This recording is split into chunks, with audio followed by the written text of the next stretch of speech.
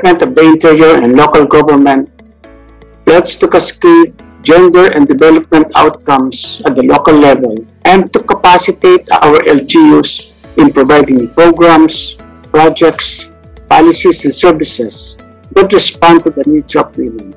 We likewise commit to enforce Republic Act 11313 or the Safe Spaces Act and supervise its localization to prevent and respond to gender-based harassment in streets and public spaces. Truly, violence against women is not only a women's issue, but a human rights affair that requires everyone's attention. It is violence against humankind, and it should have no place here in the Philippines or elsewhere in the world. But together, we can eliminate all forms of these horrible abuses. And only together can we make a safe and gender-sensitive Philippines. As we mark the start of our 18-day campaign to end violence against women, let us make a collective stand against these harrowing acts and vow to create a community without gender-based harassment and violence. Maraming salamat po.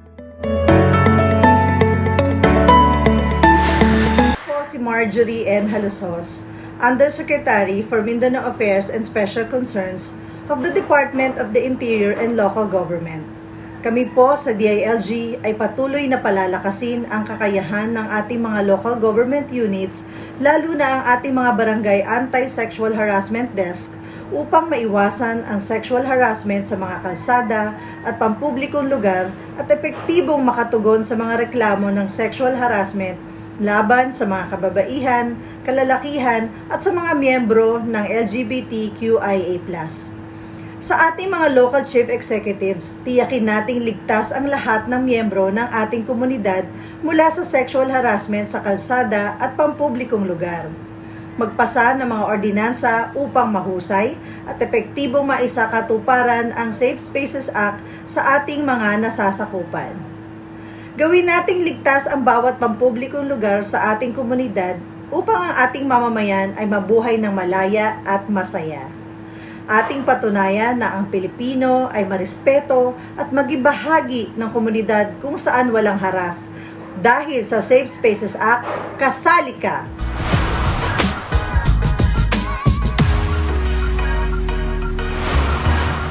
I am Silvestre H. Bello III, Secretary of the Department of Labor and Employment. We at the Department of Labor and Employment commit to continue ensuring a workplace free from gender-based sexual harassment. In keeping with our mandates under Republic Act number 11313 or the Safe Spaces Act, we have convened a technical working group to develop the guidelines on the provisions of appropriate mechanisms and interventions, including redress mechanism for kasambahays, for informal economy workers, and for those employed in establishments where there are only 10 or fewer employees. Moreover, we continue to conduct spontaneous, random, and unannounced inspections to ensure compliance by employers with their obligations under this Act. We urge everyone to do their part in ensuring a safe workplace and a community for everyone. Ating patunayan na ang Pilipino ay marespeto at maging bahagi ng komunidad kung saan walang haras. Dahil sa safe spaces, kasali tayo.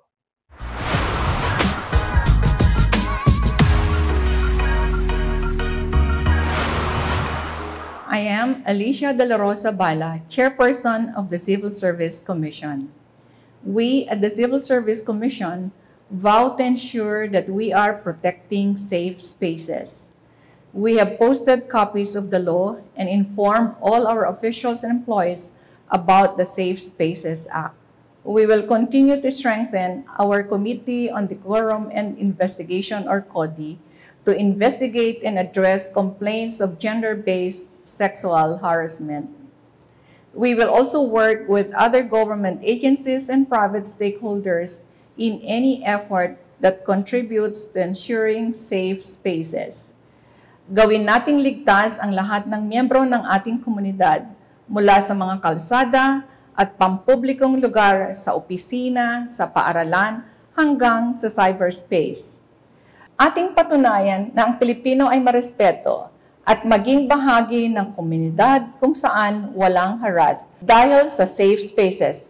Tara na, sali tayo!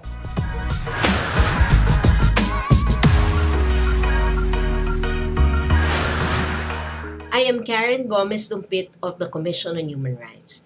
As Gender Ombud, we remain committed to our mandate to monitor the implementation of the Safe Spaces Act. We have launched our Safe Spaces Now campaign, gathering partner non-government organizations and key government agencies in calling for the full and effective implementation of the law. Last October, we have launched Bawal Bastos, our online reporting page for violations of the Safe Spaces Act. And in this 18-day campaign to end violence against women, we have joined hands with the global marketing communications agency Wunderman and Thompson, the United Nations country team led by the resident coordinator, the Land Transportation Franchising and Regulatory Board, the Metro Manila Development Authority, and the National Confederation of Transport Workers Union in launching Right the Right, a campaign for safe spaces in public transport. We have also partnered with CSOs like the Women's Legal and Human Rights Bureau and the Lunas Collective as we share the care and take action against gender-based sexual harassment. Together, let us fulfill the promise of the Safe Spaces Act.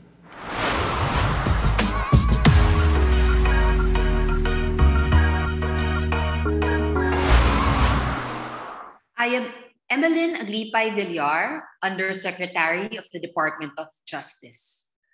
We at the Department of Justice remain committed to always strive for the most effective, efficient, and equitable administration of justice.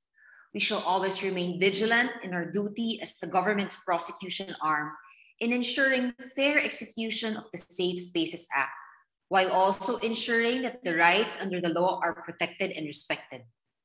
The department commits to always be collaborative and supportive of all programs, activities, and projects that seek the effective implementation of the Safe Spaces Act. Let us all do our part in ensuring that everyone feels safe wherever they may be. Ating patunayan na ang Pilipino ay marespeto at maging bahagi ng komunidad kung saan walang harass. Dahil sa safe spaces, kasali tayo.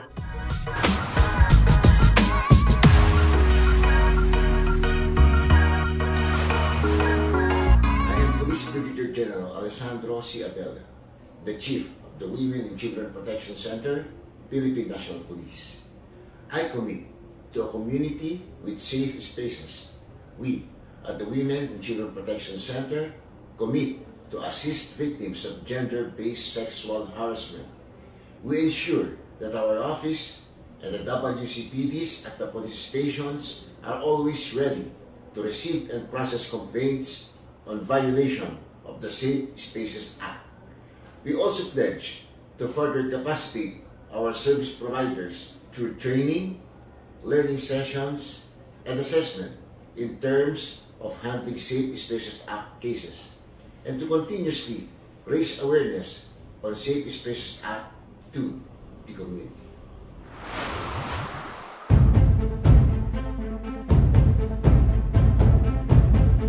I am Eric B. Distor, Officer in charge of the National Bureau of Investigation. We at the National Bureau of Investigation commit to assist victims and their families of gender-based sexual harassment. We assure the public that all our investigative divisions, district and regional offices are ready to receive and investigate complaints on violations of the Safe Spaces Act committed in the cyberspace. We commit to further capacitate and strengthen our cybercrime investigators through SSA-related trainings, learning sessions, and assessments. We pledge to be proactive, vanguards in ensuring that women, men, and members of the LGBTQIA+ are safe, especially in the cyberspace. Laging tandaan, makatao ang pag-ibig, marespeto.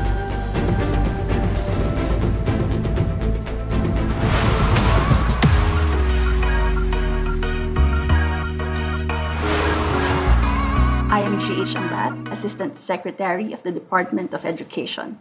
As the agency mandated to deliver quality, accessible, relevant, and liberating education, we vow to promote safe spaces in our policies to protect our non-teaching and teaching personnel, especially our learners in our offices, schools, and community learning centers. Together with other government agencies and private sector partners, we will ensure that our learning resources deliver knowledge, skills, and attitudes that promote gender equality, security, and safety of our spaces. Gawing nating ligtas ang lahat ng miyembro ng ating komunidad mula sa mga kalsada at pampublikong lugar, sa trabaho, sa paaralan hanggang sa cyberspace. Ating patunayan na ang Pilipino ay marespeto at maging kabahagi ng komunidad kung saan walang harassed. Dahil sa safe spaces, kasali tayo.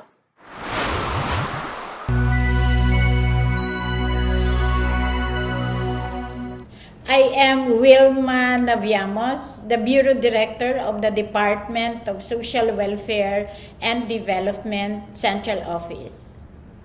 We at the DSWD commits to help individuals of all genders and status with experience in sexual harassment and other forms of gender-based violence. We are making sure that our programs and services are available and fit to serve and assist victim survivors of sexual harassment and other acts under the Safe Spaces Act. We commit to prepare our communities in partnership with the local government units in the prevention of safe spaces violations and cultivate a healthy and safe environment for everyone.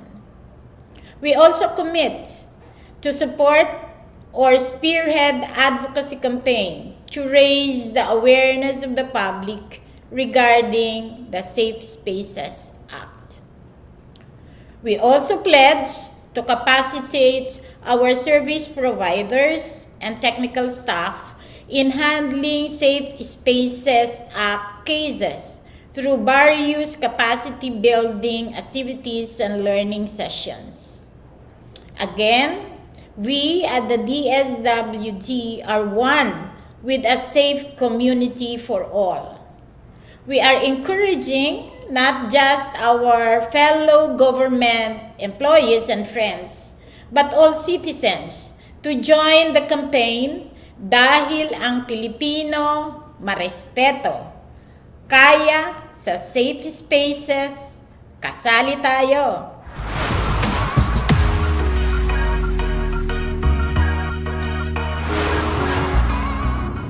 I'm Beverly Lorraine Hawk, Concurrent Director of the Disease Prevention and Control Bureau and Health Promotion Bureau of the Department of Health. We at the DOH are committed and we vow to ensure that we are protecting safe spaces. And we are doing so by expanding and strengthening our safe platforms through our communication campaigns and our work in schools and communities. We will continuously work with national government agencies, NGOs, CSOs, private sector, media partner, and other stakeholders to achieve our shared vision of a healthier and safer Philippines.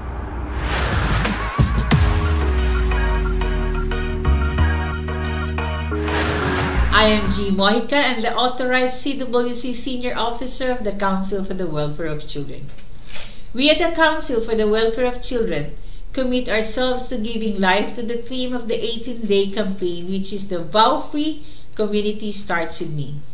In this way, the CWC will continuously strengthen the capacity of its officials and staff in the provision of technical services for the prevention of sexual harassment among children. Our actions to make CWC a safe place for all includes the continuous strengthening of the CWC Committee on Decorum and Investigation of Sexual Harassment. We are also delighted to invite you all to our next public webinar on online sexual harassment entitled, What the Children Should Know About Online Sexual Harassment. This is scheduled on December 9, 2021 at 1 p.m. via Zoom webinar. Kaisa nyo kami sa pagsusulong ng ligtas na pamayanan para sa lahat, lalo't higit para sa mga bata. Nais din namin kayong paalalahanan na ang Nobyembre ay buwan ng mga bata, na kahit sa new normal walang iwanan, karapatan ng bawat bata ay ating tutukan. Rest assured that we are with you in promoting safe places for everyone, especially our children. Happy National Children's Month to all.